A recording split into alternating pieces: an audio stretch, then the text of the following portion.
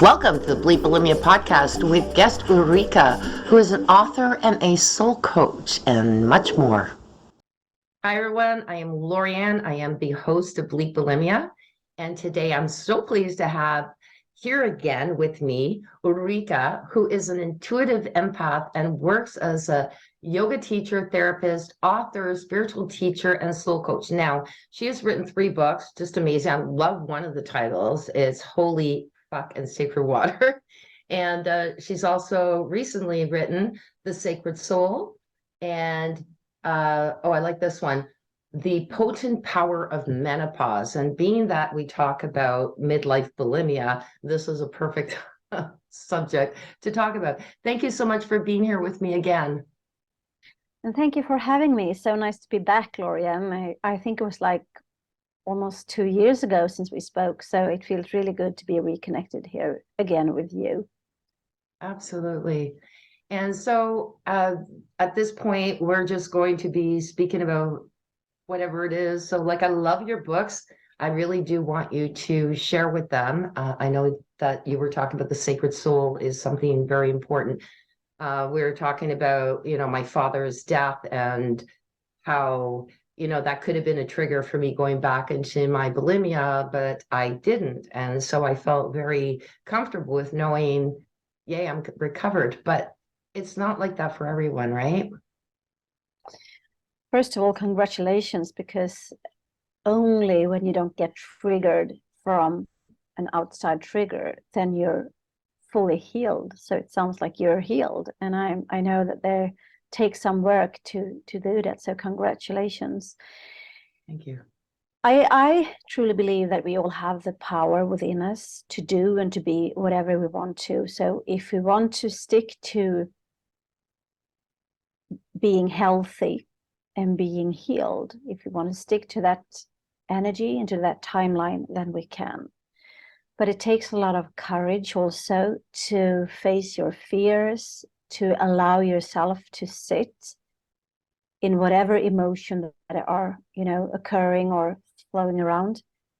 So to just sit, to be with it, to observe it, then you know that everything changes. Like if you are the observer of your own breaths, if you are the observer of your life, then you know that everything we experience is changing, constantly changing. And there's this motto saying, "This too shall pass." And I love that. In harder days, I think this too shall pass. Like this day is also passing. The grief, the triggers, everything is passing, including ourselves. So I think you need to have a lot of courage to sit, not being comfortable. And I truly also believe that you have to transform some of the triggering events or people in your life in order to keep the timeline and the energy of being healthy and free. Absolutely. And it is, I guess, over the 12 years, because February 11th was my 12th year anniversary of being recovered. So it was one of those things, realizing I went 12 years with having to deal with my emotions, whereas, when I was bulimic, it was hiding them, right? So I would like to start, if you can, I'd like you to give an overview of your books. I know that we did talk about the Holy Fucking Sacred Water in one of our previous visits, but I'd like to give a little return overview of that one and the Sacred Soul, and then go on to the Potent Power of Menopause. Like I'm just so amazed, like great that you're doing all this writing about such great, the stories of what's real and how to heal yourself. So did you want to go ahead and just share with us? Thank you, Lorianne. Yes, so this book, Holy Fucking Sacred Water, was actually mentioned to be the book of the year by its readers. And I'm just going to do a quick reading on the back cover here, so you have a little clue on what it's about. And we're actually doing a second edition with even more juice and more taboo topics. So here we go. Great. Holy Fucking Sacred Water, the secret connections to everything, is bold. cocky and politically and socially incorrect. It is divinely channeled and imprinted with the sacred codes. This book will either have you say, fuck yeah, or it will piss you off, or maybe even both. This book is not for the common man or woman. It is for the new generation of brave, passionate, and curious beings who know they came to Earth to make a difference and are ready to take action now. A new era has arrived, and with that, more confusion and fear than ever before.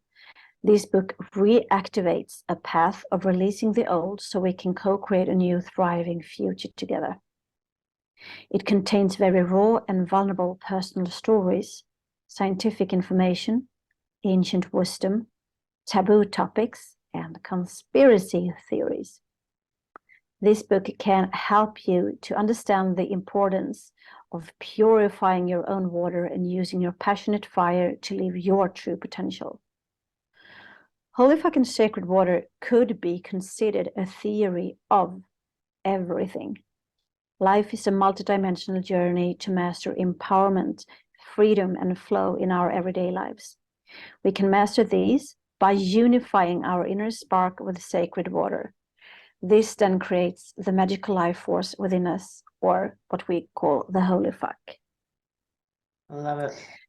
So I also connect it to bulimia, as this is the topic of your pods and the way we started the talk today, that when we have eating disorders, in the yogic perspective, it is an imbalance in the fire chakra, like you have too much fire, you have too much of the immature, what I call the immature, the unconscious masculine yang, the fire elements. And this means that these thoughts that we are having about ourselves and our perception and everything, the programs that are running around, are taking so much energy. It is like you are burning up, your body is burning up, and it leaves us. We know that we contain of 75% of water, right? Mm-hmm. So we contain 75% of water, but when we are too much, especially women, when we are too much in the yang energy, too much in the immature, unconscious, masculine fire energy, then it dries us up. You know, it leaves us with less juice, less life force, less energy. And we all know that for many who suffers from eating disorders, their sexuality is very affected. Like for a woman, we get dried up. It's hard to have sex. You may not even enjoy to be physical intimate with somebody else. And this is due to the fire element that is even, you know, in our cells, in our DNA, consuming the water. And so we believe our reality to be true, but it's not. It is just an illusion that we have created and is based upon trauma or unresolved emotions and feelings stored within the body. So having eating disorders is only a symptom of an imbalance in your energetic system, in your chakra system, and in the balance between the feminine and the masculine, yin and yang, the water element, the fire element. So this book is also excellent to read when we are having thoughts of not being enough, or whatever it is that causing us to have these symptomatic diseases of eating disorders. That's really interesting. I don't know that I ever felt like I wasn't enough in quote unquote terms, but I always felt like I had to move forward to prove myself more. So they can probably say, well, that's not enough. No, in my daily life, I liked myself, but I thought I can do better. I can do better. I can do better than just who I am right now. And it was just weird. So I pushed myself to the point where, yeah, like part of my eating disorder was also taking time to go, I'm just going to take a break. I'm just going to eat. Like it was awful. It was like a time out of the world, you know? There you have the fire element, you know, to be productive, to be effective, to always be on the move, to always do, whether it's mental doing or whether it's physical doing. So there you have the fire element, and it makes us rigid and stiff in our minds, in our bodies. We get the water element when it dries up. You know, the joints get dry and everything. So it's no wonder, but also our mental patterns, our behaviors, our actions, our mindset becomes very rigid when the water dries out. So it's also good to know that it's related with eating disorders, whether it's bulimia or if it's if it's other any type of eating disorder.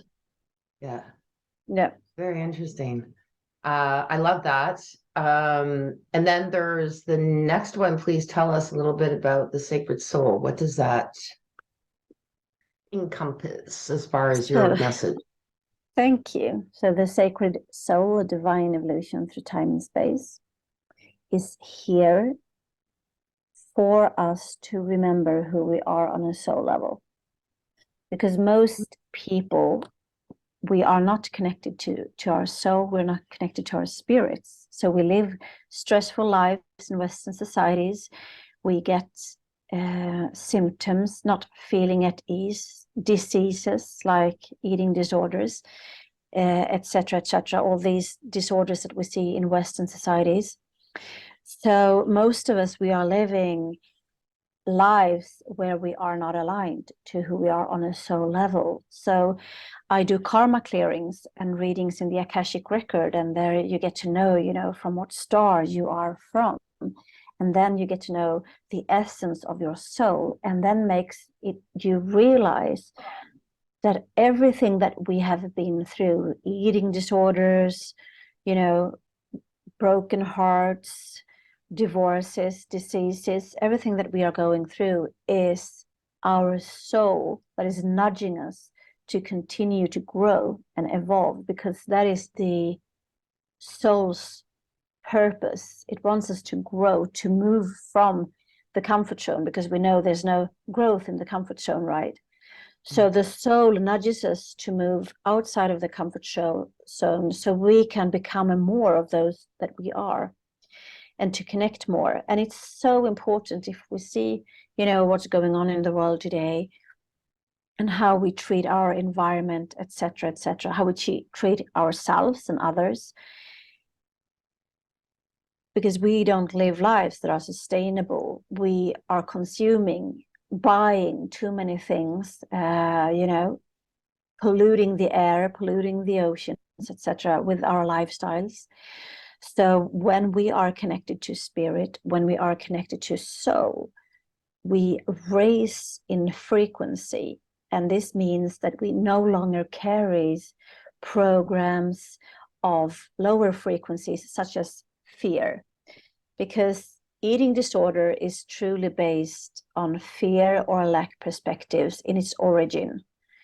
It's fear of not being included, fear of not being loved, fear of not being enough, not doing enough, fear of this, fear of that. So these diseases are made on limited beliefs, and these limited beliefs holds us back, and we are only using 5% of our consciousness. This means that we have 95% of unconscious programs, which is running the show, which makes sure that we, you know, are stuck in some situations or belief patterns. So every time that we move out of our comfort zone, whether it is in a relation to another or to yourself, or, you know, to heal and to become, as we started this conversation, by not being triggered, then you know that you're healed. So when you start that journey, it is all about to increase your own consciousness, to have more access of who we are, so we don't have to live in the matrix, which is man-made. So the book, The Sacred Soul, is here to remember, make us remember who we are on a soul level. And it is so important, especially now, these times, what is going on in the world today, like I just read that they want us to start to eat bugs and worms and stuff. So it's already approved by the food department here in Sweden, and also I think in your country, or at least in the USA. So but if the people just say no, we don't want to eat bugs, and no, we don't want to live stressful lives, we don't want to use medications, we don't want to numb ourselves, we want to live life fully, as we know that life is a gift, it's a journey, and this too will pass. So even though if it is uncomfortable, I can stay with it until it's comfortable enough, and then it has changed and transformed. So if we would start to say no to our governments and to the people in power, then we wouldn't have to buy things and to numb ourselves to feel our inner hollowness, right? Yeah. And the word government actually even means govern means control, and ment is mind. So the absolute translation is mind control. So that is very interesting. Yeah, I think that there's a lot of people would be in agreement with that. I mean, they control our lives. And there's some countries that are stronger to fight back. Our country, we tend to go, okay, whatever, it's okay, right? We're not fighters. Canadians are not fighters. Funny fact too, I always say fun fact because it's kind of fun. And some people go, well, that's not so fun, but it is. I was listening to a song and it said, I got rid of my rear view mirror as I'm driving forward on the highway, so that I leave the past behind. And now and again, I'll listen to a song and I remember the past, and I'm going, why are you remembering that? Because songs do that to you, right? And then I have to realize that, my past is my past. I have to deal with it. Like, it's always going to be there, but it's to say, okay, so you're thinking about this, and where did it take you, and what positive did it go to? Because sometimes it's a painful situation to remember in a song, and they go, okay, yeah, but where are you today? Like, where are you today? But it's weird how some of those things come back. Those could be triggers as well, like songs, like driving through, a neighborhood that, I used to be with my ex-husband or my ex-boyfriend, that, like, with my kids when we were happy. So there's just things like that. I just found it interesting that you're talking about, taking care of your soul, moving forward, because the past can actually be a deterrent to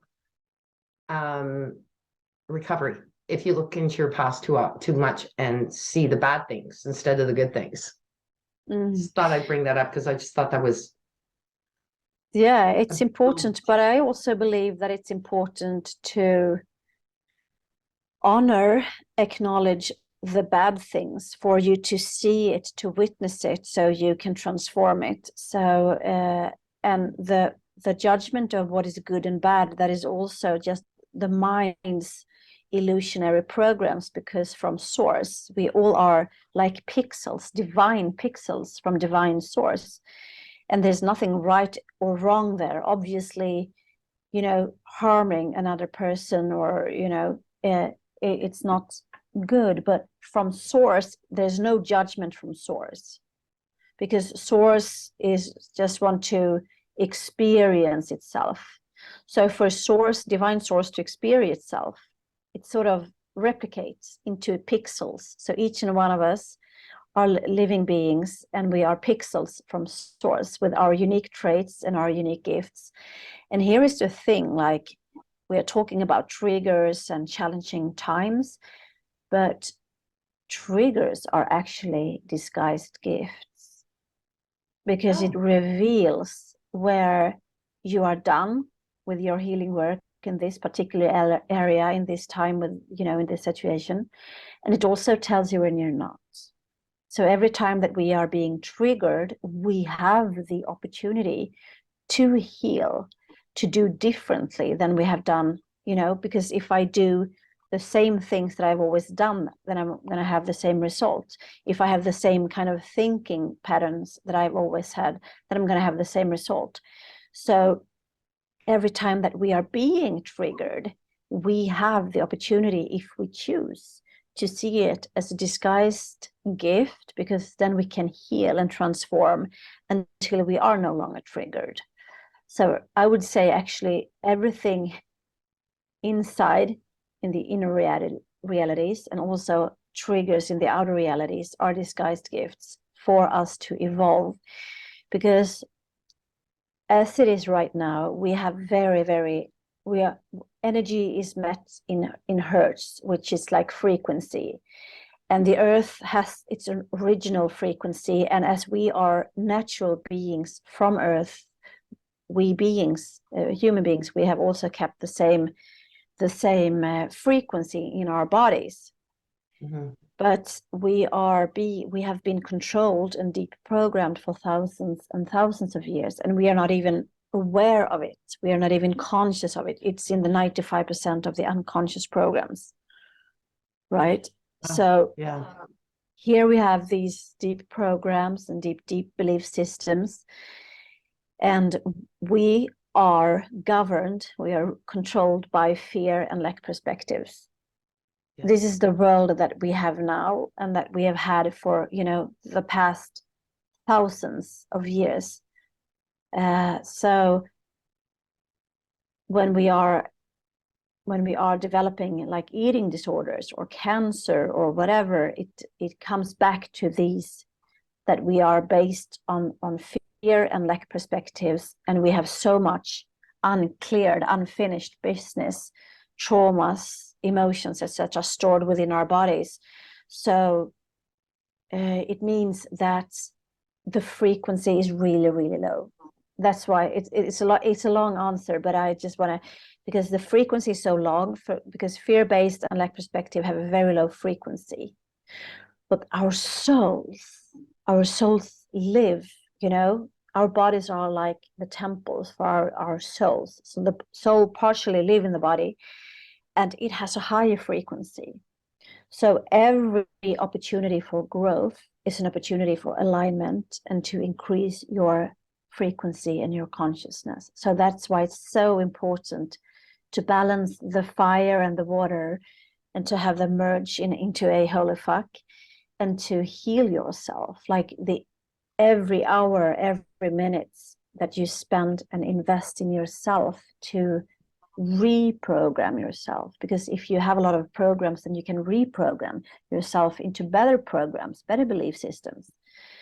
And every healing part that you do for yourself, it will have ripple effects into the collective consciousness, not only for you on an individual level, but also for the collective consciousness. And that's why it's so important for our souls to evolve. Beautiful. So we're going to move on to your final book, which I'm really like, okay, so I know that this Bleep Bulimia midlife is where we focus on the most, although we do focus on all of it. But, and then you might say, well, this is something men may not want to hear about, but I know, and I've heard that men also go through menopause. So guys, if you're a male listening out there, don't run away, because let's hear what this has to say. So the Potent Power of Menopause, please tell us about that book. Thank you. So I'm just writing one chapter in this book, and I'm writing about menopause from the yogic perspective.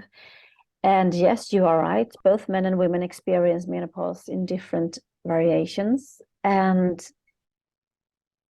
here in the Western society, again, this view upon menopause have been very distorted. It's something ugly, and women are ashamed about being there, or we even have cursing names for menopause women here in Sweden, like menopause bitch or something like that.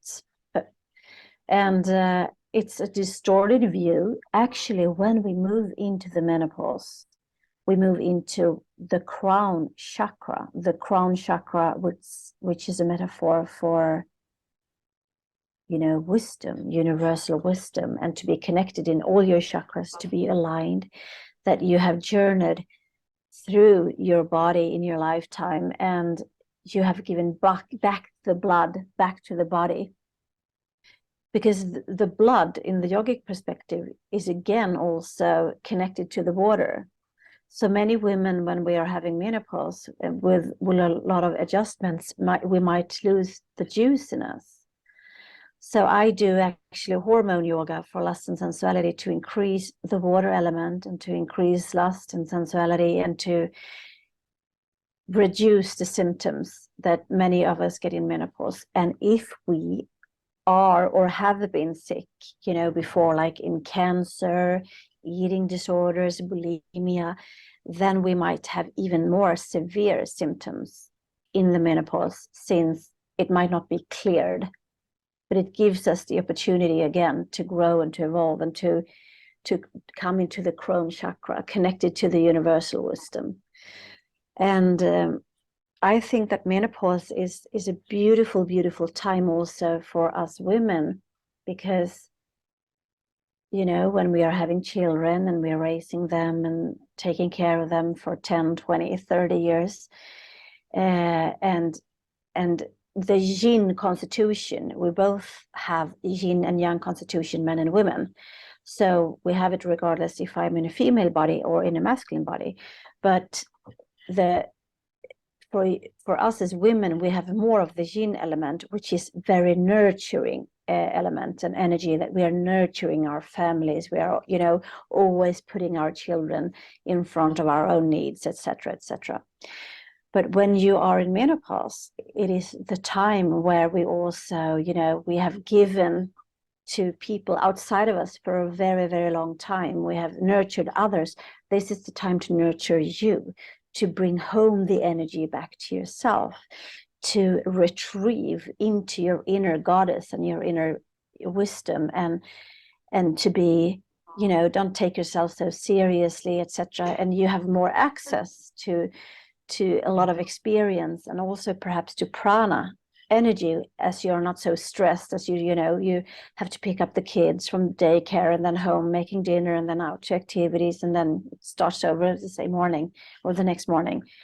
So this is the time to invest in you, and maybe to invest in who am I, and to connect with these parts of spirituality and soul. So it's very, very interesting times indeed. And the more we heal from our traumas, from our diseases, bulimia, etc., the more smooth the menopause will be also. I find that interesting because, I just turned 60 this year. So obviously I passed my menopause, I think. I don't know.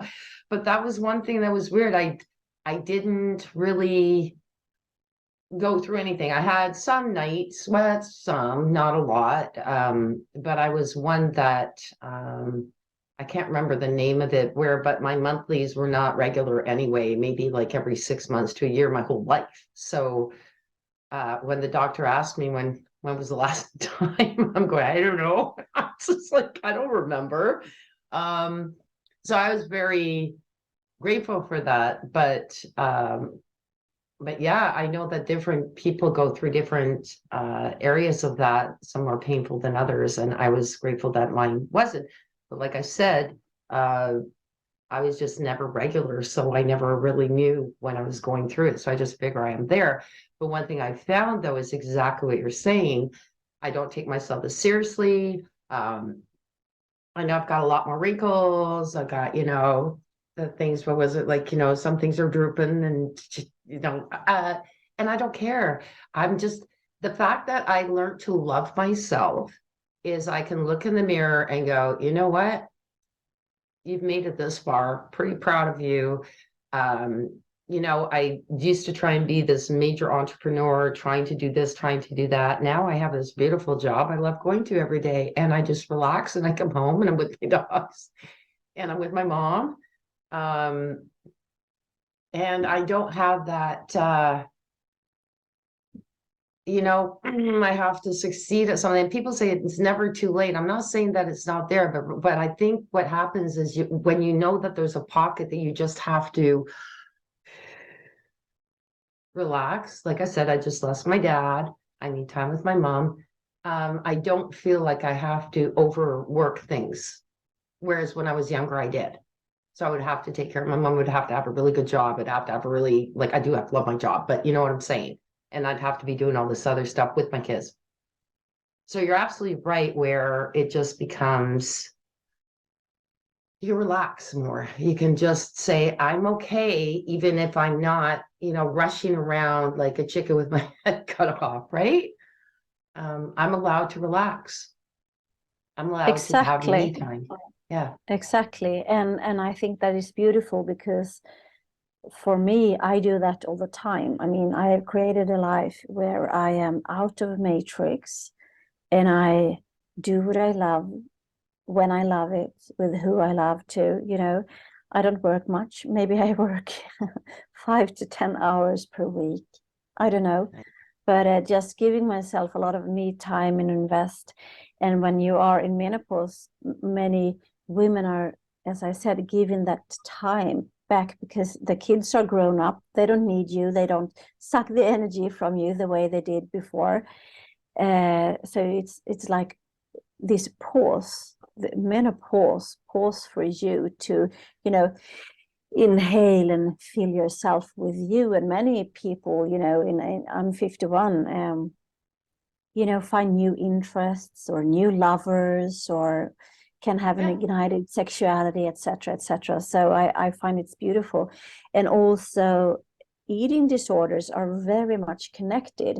We were talking about the fire element before. So eating disorders are very much connected to the third chakra, the fire element, which is related to the masculine essences in ourselves and the relations to your sort of male role model with for most people are dead.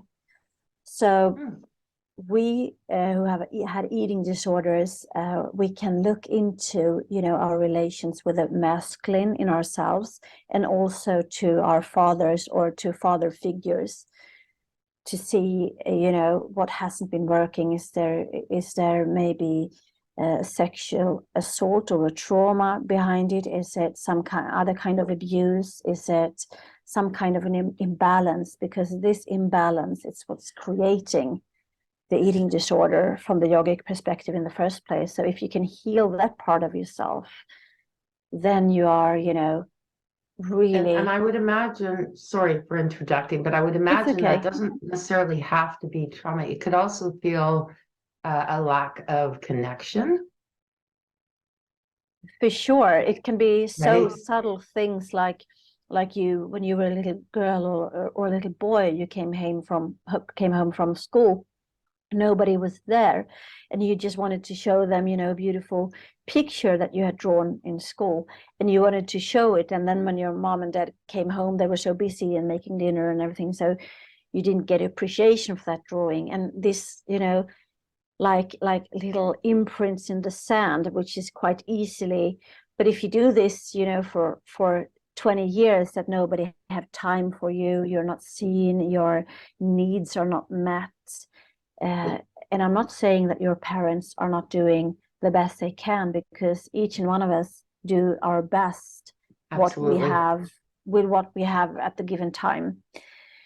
But it's each and one of us individuals' responsibility to heal ourselves. So when I heal these parts of myself, I can become a very more grounded and thrive, both in my physical body and heal that, but also as a soul. So these diseases and these things are just programs which we can heal from, and we can then reclaim so much more of the divine energy that we have, that we possess from source. Love it. I love that you've been here. Thank you for being flexible with me. And I would love our listeners to know where to contact you and where to find your books, if you can please share with that. Thank you so much, Lorianne, for having me, and thank you, who are listening. And I usually also end by saying that if there's like one sentence or one word that I'm saying that is resonating with you, then I have paid back my karma. Then I have paid back my, the harm that I've done to myself and others in this lifetime. So thank you also for listening. So my website is www.ulliskarlsson.com. That is ULLIS KARLSSON. ULLIS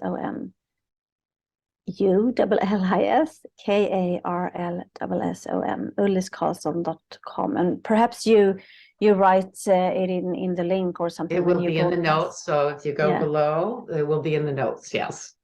And all the books are on Amazon, but feel free to connect with me and I send you the books, which makes me actually to keep my own money for my own books. And also they get an autographed one, right? Which you do sign the books if we go directly through you, or do we? Yeah, it depends a bit on the shipping cost, because if the shipping cost, is like $20-$30, then and you being in Sweden, they probably would be from here. So I might have to order it from Amazon, but at least I know that the book is sold. I can see it in the report. I hear you on that. So yes, please, listeners, if you would like, get a hold of Ulrika directly. And when you say Ullis, it's after you said that was your nickname, right? I still like your Ulrika name a lot better. So there we go. Yes, thank you. Ulrika is an old queen's name here in Sweden, where I'm from, and it means magnificent. So my whole journey through eating disorders and depression and suicidal have been to reclaim the power of my name, the magnificent. So I finally reclaimed it. So yeah. I love it. Love it. Thank you. Thank you again so much for being here with me. And I'm sure that we'll be back again. This is like our third time together. I enjoy you every time we're together. So thank you, thank you, thank you. And the same to you. Thank you. And also, if you want to do a karma clearing, the information is on the website. Beautiful. Thank you so much. Thank you. Until the next time. Until the next time. Bye. Thank you for listening to this episode. Be sure to visit me at bleepbulimia.com.